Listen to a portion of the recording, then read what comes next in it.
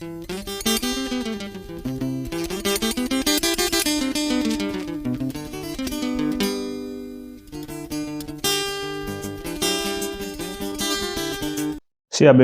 sizwe sonke sakithi. Kuphi nakuphi umuntu la ekhona khona njengamanje siyambingelela. Uyabingelela uDr Sibhikile uShimshane Zomoya Ngqongqoshe amaphiko phezu kwemizi yamadoda abathi uhamba bangamthanda bezizwe. Wonke umuntu la ekhona khona siyambingelela ama-subscribers kaDr Sibhikile, abantu abamaziyo uDr Sibhikile nabangamazi. La ekhona umuntu siyambingelela. Sithi-ke namhlanje siyabingelela nje kule video sila kwaMhlaba Uyalingana futhi sikhona kule channel kaDr Sibhikile. Njengoba sikhona njengamanje sihlezi sisho kubantu ukuthi cha, uma ngabe sibonakala sivela la suke vele kukhona abantu esuke basithintile. Asikhulume ngey'nganekwane ngezinto ey'thandwa yithina, kepha sikhuluma ngezinto abantu esuke besibuzile zona. Bese siyabachazela lezo zinto esuke bafisa ukuzazi, ngoba vele iwona msebenzi wethu lo esayinikela kuwo futhi savuma ukuthi siyowenza ukuthi sisize abantu esuke baxakekile esuke baney'nkinga.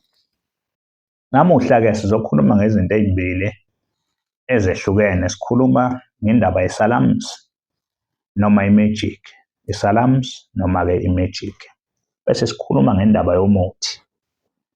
Siyoqala-ke ngendaba ye-salams. I-salams-ke i-magic yinto leyo okhuluma nayo njengamanje noma uyenzisa leyo nto ngaleso sikhathi bese iyenzeka leyo nto leyo, kodwa isuke iyi-salams. Uma uthi nje umuntu njengamanje akasukuma alahle induku phansi noma ngabe kuthiwa uhamba nge-wheelchair, asukume ngaleso sikhathi phambi kwamehlo akho, kodwa ngemva kwesikhashana futhi abuye abuyele phansi.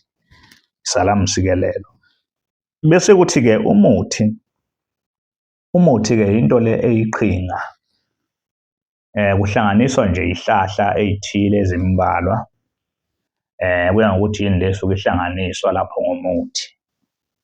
Bese-ke ziyakhulunyiswa lezi iy'hlahla. Uma y'hlanganiswa kuyaziwa-ke ngokwemfundo nathi esinayo esanikezwa yona ukuthi uma uthatha lesi sihlahla nalesi sihlahla kuphuma ini. Uma uhlanganisa iy'hlahla eziwu-3 eziwu-4 usibanibani nosibanibani nosibanibani, lapho wakha umuthi wenhlanhla. Uma uhlanganisa usibanibani nosibanibani, lapho wakha umuthi wani wokuxosha izitha. Uma uhlanganisa ubani nobani nobani wakha imbiza.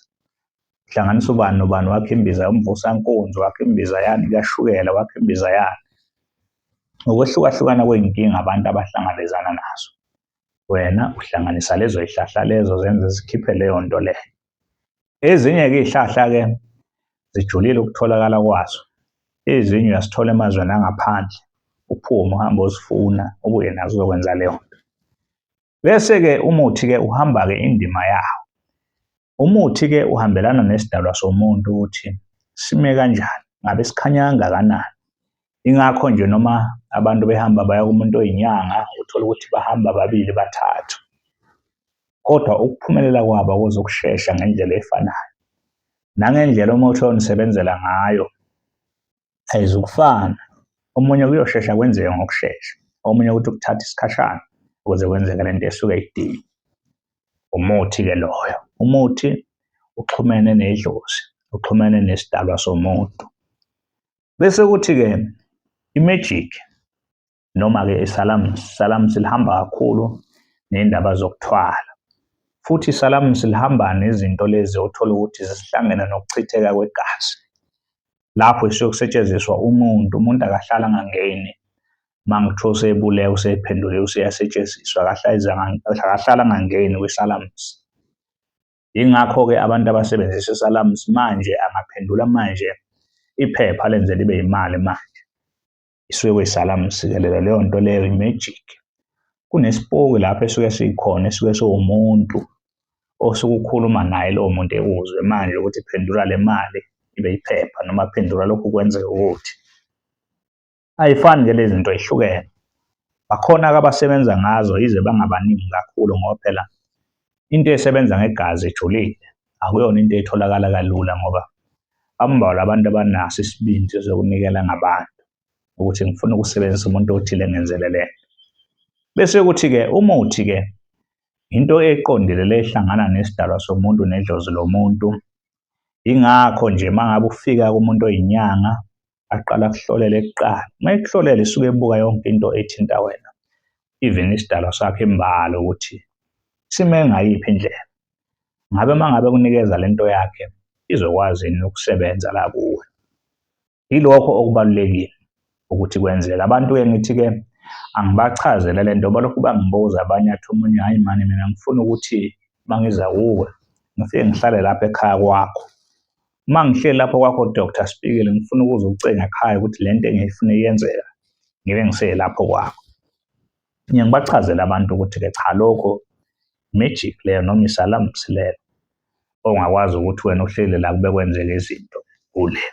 Umuthi-ke okunye-ke okucishe ku-ede kulokho okucishe kube ngathi umuthi nawo wenza i-magic.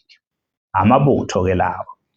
Lapho-ke suke sekuhlanganiswe-ke imithi ethile ihlanganiswa namathambo athile ey'lwane ey'hamba ngesivinini ukuze ukwazi ukuthi uma ukhulumisa lowo muthi loyo ugijime same time uye lapho osuke uthuma khona wenze lento osuke uyidinga. Yilokho nje aziningi kakhulu-ke indaba engiza nazo namhlanje lokho. Ingakho-ke isikhathi esiningi abantu abaningi babefika la ethi umuntu cha ngizofuna usizo angidinge kuhlola ngithi cha kubalulekile ukuthi uma ufika siqale sikuhlole kuqala sibone isimo sakho ukuthi sihamba kanjani. La ka-Dr. Sibhikile ngenhlanhla siyahlola, siyakhona ukuhlolela umuntu la esigodlweni, sikhona ukuhlolela umuntu engekho ukude la usuke ukhona khona. Siyakwazi ukuthi sikuhlolele ulapho uma ngabe umpintshekile. Mande sikwazi ukuthi sibe sesiyakusiza-ke sikusebenze ngaleyo nto osuke udinga sikwenzele yona. Zinjalo nje indaba. Umsebenzi okuyiwona wona esibhizi ngawo kakhulu la ukuxazulula iy'nkinga zabantu, ukulapha izifo ezisuke zisemzimbeni womuntu. Siphinde sixazulule ney'nkinga ezisuke zihlukumeza umoya womuntu, umphefumulo womuntu. Khona phela izinto ey'sey'nhliziyweni zomuntu esuke isenhliziyweni yakho umuntu esuke kumphethe kabi mhlawumbe kungamhambeli kahle. Ethi omunye mhlawumbe ngihanjelwe, mhlawumbe lapha nalapha nginenkinga, lapha nalapha nginenkinga yezitha ngixakwe ukuthi nokuthi. Zonke lezo zinto siyazixazulula la ekhaya ka-Dr. Sibhikile. Bese-ke kuba ukuphakamisa-ke ngoba phela vele abantu wonke umuntu okhona la emhlabeni udinga impumelelo. Sinomsebenzi esiwenzayo-ke la ekhaya uyiwona esibhizi ngawo kuthiwa siyaphakamisa la ekhaya, siphakamisa abantu esuke bafuna ukuphumelela, suke bafuna indaba zengcebo nani nani nani ey'mpilweni zabo. Iwona msebenzi lo esiwenzayo. Ukuthwalisa asithwalisi la ekhaya ka-Dr. Sibhikile kepha siyaphakamisa ngoba sifuna izinto ezingahambelani negazi, ezingenayo futhi imigomo yokuthi kumele ubulale umuntu kumele wenze. Yilokho nje aziningi kakhulu iy'ndaba. Uma ngabe umuntu-ke efisa ukuxhumana no-Dr. Sibhikile nginenamba yocingo la engiyisebenzisayo ethi 071 106 9603. 071 106 9603 inamba ka-Dr. Sibhikile leyo omthola kuyo. Bese-ke iy'nsuku zokusebenza-ke sey'shintshile. Bekade-ke singasebenzi ngoLwesithathu noLwesine, iy'nsuku ey'mbili evikini. Kubonakele-ke ukuthi still lapho uma senza njalo khona izinto ezingalawuleki kahle ngoba ngesonto siphinde sibe senkonzweni. Sekubonakele-ke manje ukuthi cha, iy'nsuku zokungasebenzi ezingasetshenzwa la kwa-Dr. Sibhikile sekuyoba uMsombuluko noLwesibili kuphela. uMsombuluko noLwesibili. Abafundile-ke Monday, Tuesday. Izona iy'nsuku lezi esingasebenzi ngazo la ekhaya, kodwa zonke lezi zinye uLwesithathu, uLwesine, uLwesihlanu, uMgqibelo, isonto ziyasetshenzwa zonke. Ngaphandle kokuthi isonto-ke from 11 to 2 asisebenzi vele ngoba sisuke sisenkonzweni lapho. Zinjalo nje indaba ama-direction aza la kwa-Dr. Sibhikile. Uma ngabe ufisa ukuza khona mawusuka noma usukaphi la usuka khona, ugibela imoto uthi uyakwaMhlaba uyalingana ngoba la ekwaMhlaba uyalingana eBhambanana, uyakwaMhlaba uyalingana eBhambanana. Mawudlula nje eJozini uthi ukuhamba nyana kancane khona isitobhi yokwehla kuso kuthiwa iseMathayini. Mawehla lapho-ke usuyasithinta bese siyakuhlangabeza ngemoto yala ekhaya ka-Dr. Sibhikile.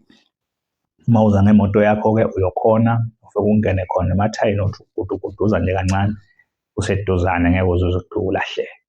Yilokho nje bangakhohlwa abantu ukusubscribe kule channel ya Dr. Speaking. Bhabhayini-ke ngicela ukuthi ningibambe evidweni elandelayo.